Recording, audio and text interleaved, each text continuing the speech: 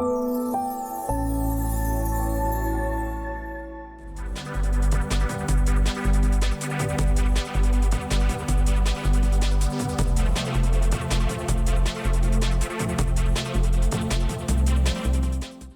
name is Brett Skiles, and I am the Itasca County Administrator.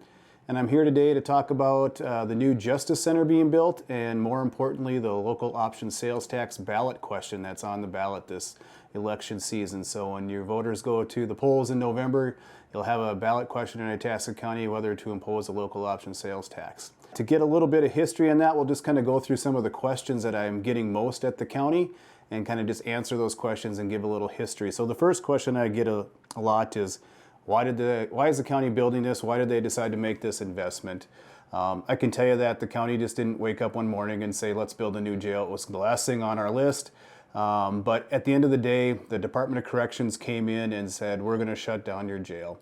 It's old, you can't classify people correctly. It's inefficient in the way you monitor inmates.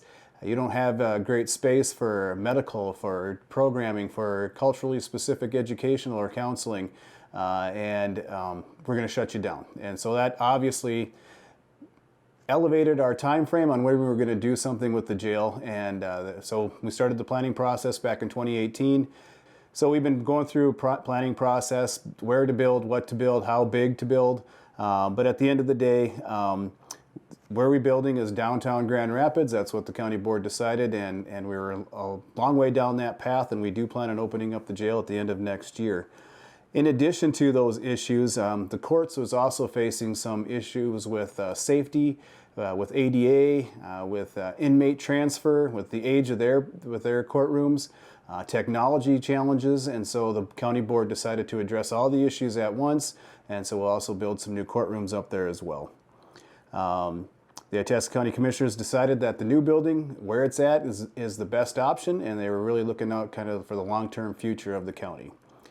The next question we get a lot is, well, give us some highlights about the Justice Center. What's it look like? How much it costs? At $75 million, it really is the largest capital improvement investment the county has ever made. So we didn't come to that decision lightly. We looked at a lot of options, but the new building will certainly have more jail beds. We were spending anywhere between $300,000 and $700,000 a year housing inmates out just because we didn't have space here.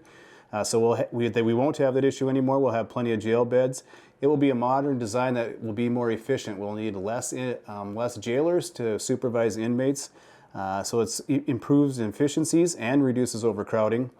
We're adding a lot of security features in the jail and up in the court system that will make it safer for, again, not only the judges and the folks who go up to court, but the inmates and the folks who supervise them as well. And then it will have proper space for medical, mental health, investment. At the end of the day, we really want to work on more rehabilitation so they don't come back to our jail as often as they do. The meat and potatoes of the conversation today, and the biggest question that we're getting right now is, what is this sales tax referendum all about? What is this question that's going to be on the ballot? And so the county bonded and is finishing bonding for the jail. That's the way counties get money, basically get some debt to pay for their capital improvement projects, and so we will have $75 million in bonds that we have to pay back. The best way and the only way, and the way that we always knew that we would have to pay these back, is through a property tax or a local option sales tax. It did take a while for the legislature to approve a local option sales tax to be on our ballot this November. Again, the legislature has to approve that. We can't even ask the question without legislative approval, and that took 3 years, unfortunately. So that's why it's on this November's ballot.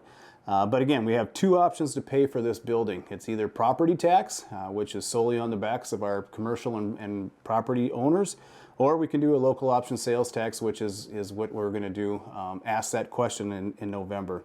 So really the Itasca County voters will decide on how to pay for this new building, this new Justice Center. On the ballot, they'll consider the referendum question, and the question is, do you want to impose a 1% sales tax to pay for the Justice Center? Yes, obviously means that's how we want to pay for it. Unfortunately, by statute, we can't tell you what a no vote means. A no vote means property tax. Those are really the only two options. So if the referendum fails and we get more no votes than yes votes, then the county board really has no choice but to put them on property taxes. The other question is, why is the county proposing a sales tax? And again, the commissioners really want to give that option to our property taxpayers on how to pay for this.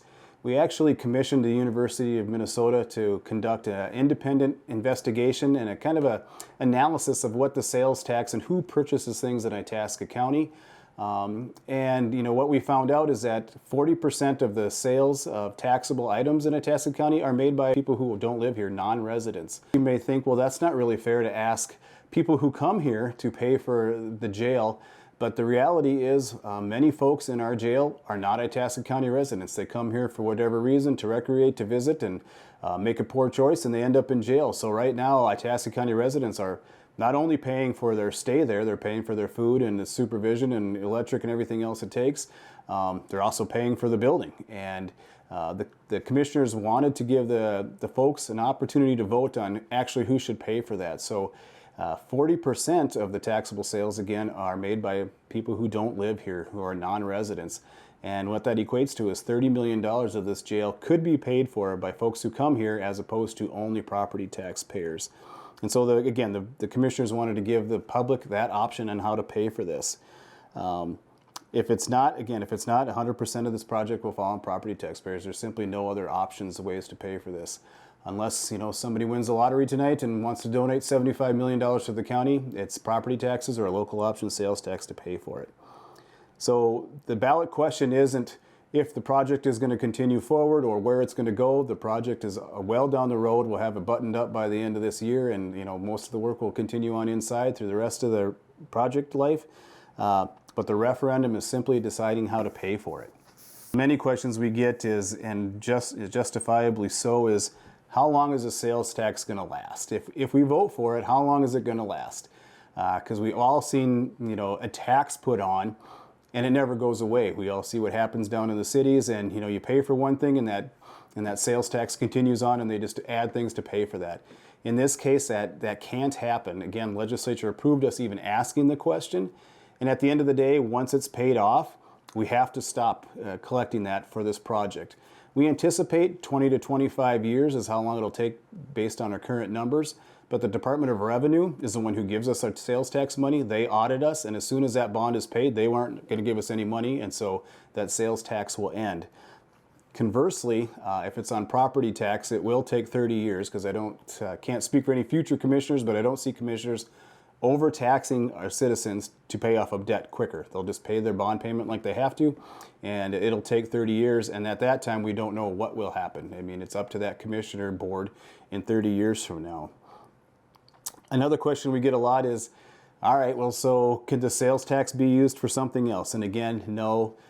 It's audited by the Department of Revenue. We can only use this money for the debt service on the Justice Center. It can't be used for anything else. We aren't going to fix the roads with it. We're not going to improve other buildings with that. We're not going to provide additional services down at Health and Human Service. It can only be paid for this project. And lastly, I would just encourage every citizen to learn more about this. We have a website developed just for this project, itascacountyjusticecenter.org. I'd invite you to go take a look at it. We have a better Q&A section on that website, answers all your questions. We certainly get a lot out on Facebook and other media, but really it is all about education about what the referendum question means and what the ultimate decision is in the voters' hands.